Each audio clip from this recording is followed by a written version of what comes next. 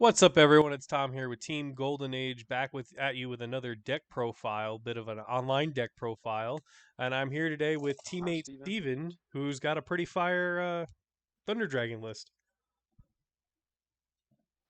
What's up, fellas?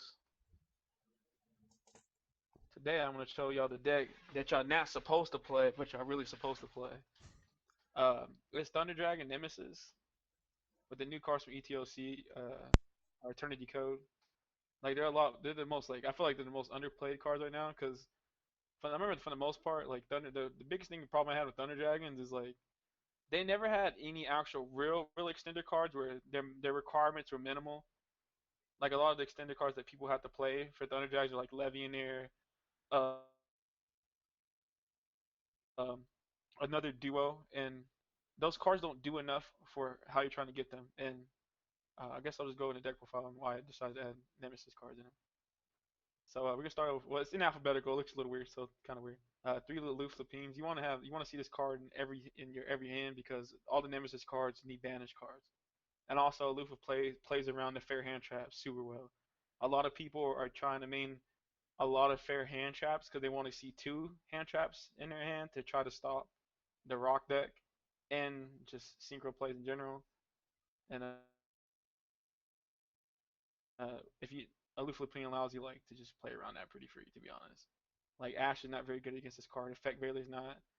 Neither is Impermanence. If you banish Dragon Dark or Dragon Roar. And the next card is Arch Nemesis. I have no idea how to honestly pronounce this card's name. It's Alchatos, I think. Escados? Um, I only play one of Escados. I only play one of the big guys, because you only need to summon one of the big guys once. You don't ever need to summon it more than twice. The game states now you play are very volatile, where you stun them for one turn, and the next turn you OTK him, and you only ever need to search this guy once. Only play one of them, and he's better than the attributes. I feel like because with this one, it's you just call Rock, and against Synchro you call Machine, so they can't do highly Fireback plays. And because you can beat the Eldritch part of the deck very easily, it's only when they start using synchros where it's like, all right, we need you to stop from doing that. So I use a typo, and also dinosaurs. Like we did a video about the next upcoming best decks and the new synchro dinosaur decks. Like that's appearing up all over online, and I feel like that you're gonna see that deck a ton in the next LCS. That deck is tearing everything up, and with as Chatos, you'd be able to just call dinosaurs with attributes kind of hard because they have a bunch of different attributes. Then you have one artifact side for Dagda. For when you like Dagda automatically triggers from a Titan on field, so you automatically get a Scythe on their turn one. So you have like two ways to stun out their turns. One of them is easy to make with any most of your link plays, and the Narc Nemesis boss monster gets searched. Uh, then three Solar because you want to see your starter card. Like you have to see your starter card. So I play the maximum 3/3 to make sure I always try to see one going first. And then what makes Thunder Dragons I think very viable is that it actually feels like it plays the two best hand traps against across all boards. And this one being D Shifter. That card's just insane against like every deck that's played right now. And another thing too, Thunder Dragons has like a unique ability where like when they're going first, their hand traps get a lot better. Like when you go first and you have D Shifter with Solar, it's better than when you have it going second. Um, and Gamma, it's in the same way because it's very easy to make Lambda before you start doing any of your point plays where you trigger Dragon Dark. And if they try to affect Veiler or Ash, and you have Gamma in hand with Lambda on field, it's just game. And then I played the four of the Nemesis cards, three flag. You can target any banished card, any banished monster, and special summon that card from your hand. And during your main phase, you can just add any Nemesis card. So he's just literally an extender that searches the big guy. And then one of the blue girls, Umbrella, just a second target for red.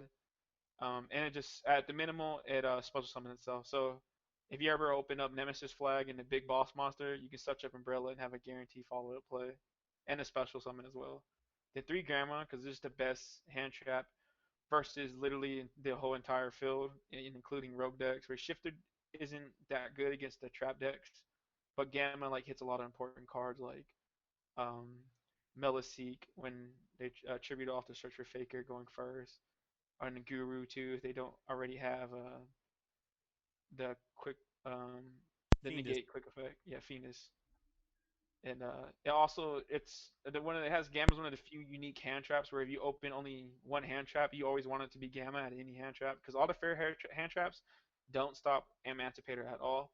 But with Gamma, if their play is usually summon an Emancipator and uses the effect, it has the highest chance out of all the hand traps to end their turn because if they don't have the Monster Reborn Emancipator card, um, then they usually pass their turn. And if they play unexpected die, but a lot of those builds started like they stop playing expected die. But it gives you the most chances to actually end their turn out of any hand trap though, except for shifter obviously.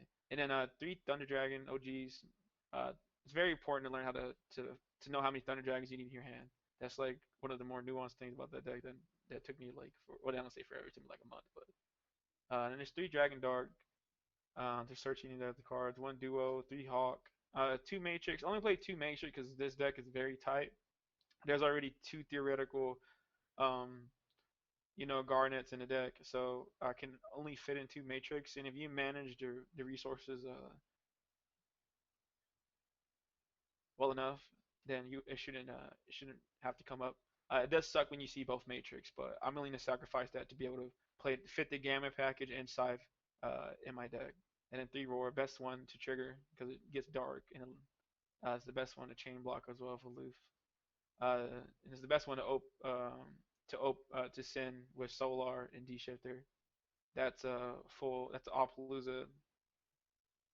Then we have three Allure Darkness. You need to banish cards, and it's one of the better. It's the best starter card, or the one of the best draw cards for Thunder. And then Goat Sark. I don't like playing Pot of Desires because going first, I think now with Nemesis cards, it makes your deck a lot more consistent. Because another thing you got to remember that we have the Predator Plant card. So before then, getting an extended monster wasn't always going to make you guaranteed to resolve Thunder Dragon Fusion. But now, uh, Nemesis Flag does because you just if you have that card with another engine card or any card of special summons, you send Predator Plant. You summon Predator Plant to make Thunder Dragon Fusion. Whereas before then, like people played Desires to try to fix their combo by trying to draw the combo pieces, but end up banishing more pieces in the end. I didn't like that, so I didn't play that. I don't play that in this because I think Nemesis Flag is a better replacement. And then two Thunder Dragon Fusion is pretty standard. And the side deck is very important. Why I think this deck is also very good. It just has a lot of room to play with things. So going second against Eldrick and Rock, it's more about preventing what they're doing instead of like hoping to draw two hand traps. And thing too is like people are playing Magical Field Breaker and stuff, and like God, that card just fucking destroys uh the side deck people are trying to have for Emancipator now because the Emancipator has adapted for like all the people siding a fuck ton of fair hand traps and just trying to see two of them with like or like one hand trap and a knee root, and like people are playing around it now. So I play the Gizmic Uka package. You don't know what it does. If your opponent special summons a monster from uh their main deck, you can special summon him from your hand. And then if it's normal or special summon, you can target one face-up monster your opponent controls, and then special summon one monster from your hand or deck whose attack and defense is the same as the targeted monster's attribute. And then so against the Rock deck and Eldritch Synchro, when they summon Holly Frybrax, you summon Barrier Statue or Torrent, and you stop them from special summoning. So I like using that one instead because it's more diverse. You can I would also recommend putting in other attributes too, like um, probably against like dinosaurs is one I would do because they don't go into Holly Firebreaks right away. And so the next card we have up is Twin Twister. Um, I just want to other ways to have a discard outlet, so I can have more ways to access plays with like Thunder Dragon. If I open up Thunder Dragon Hawk, and because you need to banish three cards with the arch nemesis with our big boss guy because with him he's different from all the little ones. I probably should have said that. The way you summon him is by banishing three monsters with different types from your grave, or face up on the field. And yeah, so I wanted more ways going against fair decks to trigger that. And then obviously the alternative is Lightning Storm, but it doesn't get rid of a card from your hand. I think it's very important to want to put like Dragon Dark or Roar in your hand. And also, like this deck is one of the when you don't have those cards, having OG in your hand makes it easy to pay those costs. And then the next go second cards is evenly matched. Um, against the fair decks, I just want to be able to if I can take at least two of their fair trap cards away from their deck, you usually can grind them out very easy with Thunders because Thunders trap decks have a hard time dealing with Thunder Dragon Fusion. So you basically just kind of get to a point where you simplify the game state and where you're both at minimum cards and you Thunder Dragon Fusion usually just lets you win the game because it just keeps reoccurring and all the trap decks don't have no way to banish it. Uh, and then the next cards that are played are five go first cards. This is very important. I feel like when you go first, um, you need cards that say stop your opponent's turn, stop it from that turn, or stop them from playing Yu-Gi-Oh. And most decks won't side in uh, spell and trap remover versus you. They might side in Lightning Storm, but that's it. And a D shifter, or not D shifter, evenly matched. And so you need to have cards like these go first cards like Imperial Order, Macrocosmos, Skill Drain, different Dimension Ground. They usually stop everybody's turn one. Maybe not so much Imperial Order. That card's more for like real fringe spell decks. But the four other cards like Ground and Skill Drain and Macro, they straight up end people's turns. And if they evenly match you and you have different Dimension Ground and they go to battle phase, then you just activate the different Dimension Ground and you stun them out for their whole turn and you just make sure to keep Titan and then you have Thunder Dragon Fusion. And the same concept for Macrocosmos and Skill Drain. If they have like Dark Blue or no more, and if you have Skill Drain and Macrocosmos, you usually just win. And if they have to have like Lightning Storm, Dark Blue or no more. And then at that point, they're having to open up really two specific cards in that situation. And it's the same thing. You just have Thunder Dragon Fusion, you win next turn. And then it's also like when you get Nibiru'd as well, you need cards like these because there's gonna be times when you can't play around Nibiru, uh, and you need cards like different dimension ground and skill drain and macrocosmos start at the turn. And then next is the extra deck. I'll go through the extra deck real quick because it's kind of important, but not really. So two Thunder Titan. The games are very volatile, and it's only against the trap decks where you want a third one. But I think this deck and Hangley just has a good matchup against trap decks, and I'm more confident in beating those decks. But you can easily put a third Titan in very easily in this deck if you're not comfortable. If you haven't played Thunder Dragons in a long time for a long time. The next one is regular Twin Head. When you have OG in your hand and Thunder Dragon Fusion, that's full Titan. So like it actually comes up now. And since we don't have to play Colossus anymore, or we can't play Colossus anymore, you got to do what you got to do. One Access Code Talker. I don't play Bull Sword or Borlog because Access Code Talker gets over every monster in the game. Attack wise, the only card that doesn't is that it's not very effective against Averbanks. But yeah, Access Code Talker, like kind of just makes it to where you OTK anyways, if that would used to be a Brawl Sword. And I like this card better because against Elgic, it gets over a big gigantic Golden Lord, and it pops a bunch of cards. So that's why I like it. And then Appaloosa, because this is actually one of the easier decks to make one of the easier decks where you can make Appaloosa. There's a lot of two card combos where it's like Appaloosa and Fusion. Artifact Dagda, just for side. BLS, Soldier of Chaos is another reason why I think it's very good against trap decks. It's so easy to make this Link monster on them. Cross Sheet when when you open up the best possible combo starters in your deck, and you want to make Masquerena and Dagda, or Dagda and like Appaloosa or vice versa. Masquerena because it's a very standard play to end with Masquerena and Titan if your hand's weak and it allows you to have one Titan Interruption and one Nightmare Unicorn at the minimum, and then one Phoenix, one Unicorn. Just it's very good against trap decks. It helps you break boards too. Linkuriboh, you need it from Matrix, and to make Appaloosa, you actually need Linkuriboh in your deck if you want to make Appaloosa without wasting any of your good Link monsters at least.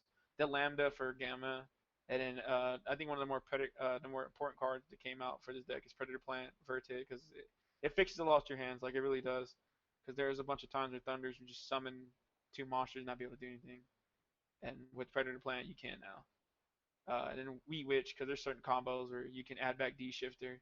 So yeah, when someone's on a D shifter and you have Titan, Wee Witch is very important to have in your deck because a shifter usually ends their turn, but a lot of times what have problems with Thunders is sometimes you a D shifter, not even sometimes, it happens too much, where you D shifter them either as soon as their turn starts or when you see their first monster and they're past their turn and they have 5 cards left in their hand and you can't kill them. That might sound weird, but since you don't have Thunder Dragon Fusion no more in your graveyard because of D shifter, um, if you don't already have a hawk, if you don't have hawk in your hand, you usually can't kill them. Like it's real weird.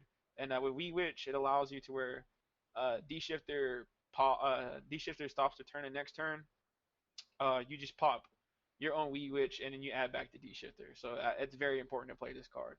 Or if not, you're gonna lose games that you should have won. And yeah, that's pretty much the deck. And I think it's one of the stronger picks because it plays Shifter and Gamma. And a lot of problems I see with Thunder Dragon's list is that they don't have enough cards going for going second. And yeah, it has a very favorable matchup against fair decks. Keyword there's fair decks. Yeah, Not like that's the synchro Eldlik stuff that's going yeah, on. yeah, yeah. And this deck performs very well It's against those decks when you see the actual hand traps. I mean, like everybody has to see the hand traps this format to win. yeah. But with my deck, I only have to see one. Yeah. And its Sounds. hardest matchup, I actually think, is pure Eldritch. Why would you say that? Just curious. Um, because pure Eldritch, all their cards are value cards, and they're not like trying to sync. They're not trying to summon synchro monsters. Uh, to whereas they remove a lot of those value, like really good value, fairish cards, and because they play like Alistair, and like Magical Meltdown, and that's one engine that can actually consistently keep up with Thunder Dragon Turn enough to where Eldritch take over the game. Whereas compared to where they're playing the synchros now, where if I stop their synchro play once and they lose all their key components to really make them all again, yeah, I usually were able to win that game. Where the other deck it just keeps grinding. Makes sense. That's why I think yeah, that has one of the harder matchups. But other than that, yeah, I think this deck is very well positioned. I know Jesse Cotton is going to be playing a similar deck like this in the LCS4. Interesting. Yeah, Well, we'd like to thank Steven tonight for showing us a little bit something different than what you're probably used to seeing right now post Eternity Code, where everything happens to have a Linkross uh, combo somewhere in it. This one doesn't have Linkross or Alpha so thank you, Steven. This has been yeah, Steven with his Thunder Dragon deck profile. Hopefully, we get to see some more Thunder coming back in the near future. And remember to like and subscribe to Team Golden Age. Thanks, guys.